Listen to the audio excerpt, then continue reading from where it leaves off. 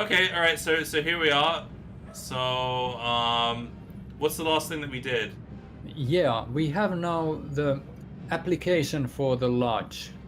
All right. So where should we go next? Like, should we go investigate these missiles in the background here? Yeah, why not? I have never seen missiles in a small town. Let's go see them. Okay, I guess that's right here. Yeah. Wow, where are his legs? By the way, the actor of Colonel Buster Monroe was the same guy who did the role of sheriff in the teaser released in 1994. More pie, Sheriff? Oh, I don't mind if I do. Halt! Who goes there? They tell me my name is Steve. All right. This is Section 21. Keep your distance, son. I wouldn't want to have to blow your head off. That makes No, we wouldn't two want of us. that. Who are you? Colonel Buster Monroe, commander of the Harvest Nuclear Missile Installation, keeping America safe from those who would dye our flag red, white, and pink. Been in charge here since WW2, when I got my lower torso shot off in the war. After the trauma of having to crawl from Germany to England trailing my intestines behind me, I was too emotionally I unstable. wonder how he crawled from Germany to England because there's pretty much water. Well, maybe he's a good swimmer. You don't need legs to swim. Let's ask about the button. Why are you asking about the button, son? Because Arno told me to. I mean, suppose an accident happens. Don't get your panties in a bunch, mister. The button is perfectly safe. Oh, there it is. There's the button. I didn't I see keep it on my person all the time. I feel safe now. So the button is underneath him where his legs used to be, right? Like, is he kind of holding himself up with his hands so that he doesn't press the button? Yes. Is that right? Like, how is he able to do that all day? He's having very good muscles. Hand muscles. All right, should we just tell him to go ahead and do it? No, let's try to stay alive as long as possible. Okay, all right, that's a good plan. So we say it would be nice, Colonel, but we've all got to follow orders. Yeah. You're right, soldier. I'm sorry. Okay, that was a good Sometimes the decision. intense pain clouds my mind. Yeah.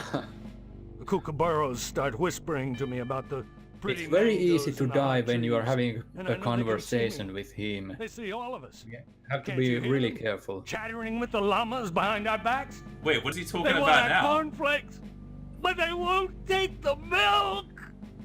Yeah, llamas. Wait, what? Kookaburras, llamas, and cornflakes? What is he on about? No matter what you say, it can make him mad. Right. Okay, well, should we try let's try talking about llamas because I'm curious. Yeah. Have you lost your mind? You think you can toy with me just because I have no lower torso, you damn kid, you? Or maybe you're one of those commie bastards. Frankly, all these questions are making me a little suspicious of you. Maybe you're one of those pink-blooded Americans. Can you give me any reason why I shouldn't shoot you right now? Ah, okay. Good question. Right, huh? Your average commie bastard is always only too ready to hide behind the Constitution. Real Americans waive their rights for the common good. Would you? Sure, I would for this great country of ours. Yeah, if we praise the country, he usually feels better. All right, okay. I think that's correct. You talk a good game, mister. Ah, yeah. But so does your average commie bastard. Oh. It's very hard to convince him that we are not commie bastards. You should have watched more TV and read less Dostoevsky if you wanted. Oh, Yeah, no. that's the wrong answer. Okay. Comrade. Wrong move.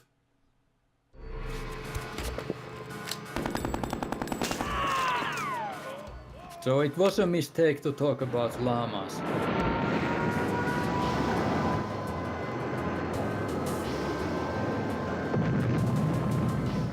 It kind of reminds me of Blade Runner.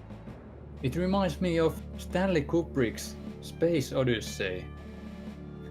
Okay, so let's try to talk with him again, and let's not talk about llamas. Let's talk about aliens. Aside from your commie bastard, your alien from another planet is the greatest threat to our democratic way of life. I tell you, son, a nuclear holocaust would be preferable to a takeover by big-headed aliens from Pluto.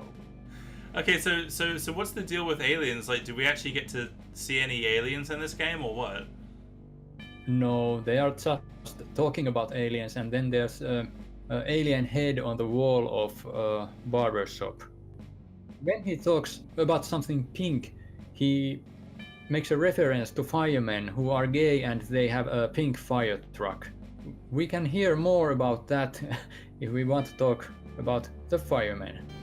I wanted to get back into the thick of the action and out of this desk job, but those firemen are a damn peculiar bunch of ladies.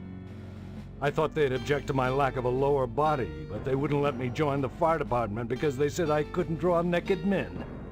Can't draw naked men? Who the hell wants to? I could draw one if I was a sick here's commie where he pervert. shows you this picture. Look. Yeah. Wow. I did this last night. That's What do you pretty think? good picture. I guess that was a commie bastard. Art for commies, anyway. You don't I think say. we should choose Then that. you'd better go reconnoiter the fire station, mister. There's a lot of art going on over there. Determine if commie infiltration has occurred in Harvest.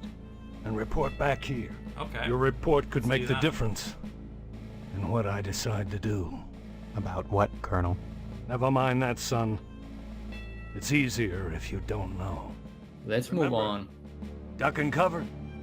Duck and cover. That's a good advice.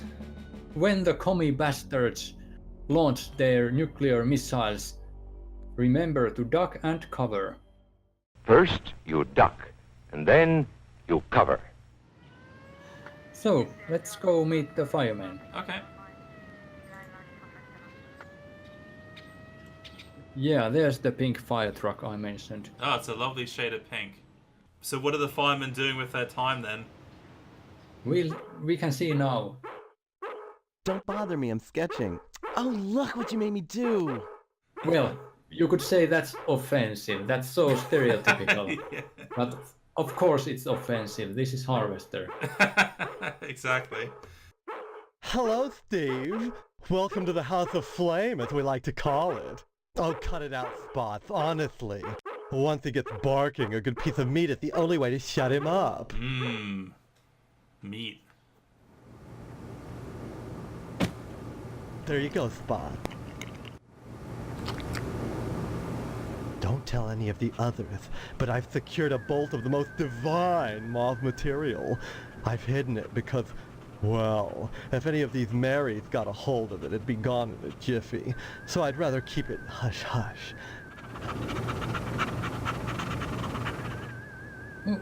Should we ask more about the Wasp woman? Yep, absolutely. Yeah. Some people think all we do is sit around, sketching fetching examples of manhood for our own amusement. Nothing could be further from the truth. Now don't you go moving. The painting didn't look exactly like that. Art enriches the community, Steve. No less than a pulsing fire hose or a fireman beating down a blazing door. So what if we're drawing a nude man? So what if all we ever draw is a nude man, or the same nude man over and over in all sorts of provocative positions? Context, not content. Process, not subject. Don't be so This ghosty. voice It's acting beneath is you. so over the top. It's so great.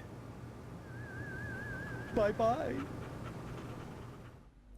Well, okay, let's see. There's the barber shop. Yeah, let's go there. Okay, here we are. Okay, okay, so here's the alien. Well, that's kind of sad. What happened? Like one of these guys killed the alien and then cut off its head? Well, probably it was Clem, the guy on the right, So what does he do? Like he's an alien hunter or something?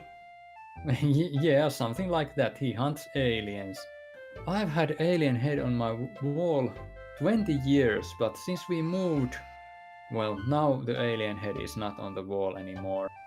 Oh, okay. Well, what happened to it? The baby happened. I see. There's a stuffed sheep. The original plan was that the sheep was alive and mocking Mr. Pastorelli. A picture of a young Mr. Pastorelli. Well, actually, it's a picture of Michael Napodano. Alright, so who should we talk to first? Mr. Pastorelli? Yeah. But he doesn't speak. The game files contain 5 character portraits of him, which means that he was supposed to speak.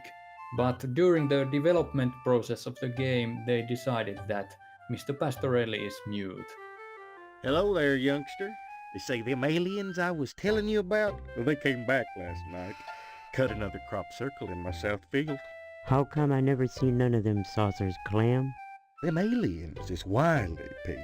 You don't cross the intergalactic void without learning a trick or two. Pastorelli shelled out for an alarm system all right, but he's too cheap to hire an electrician to hook her up.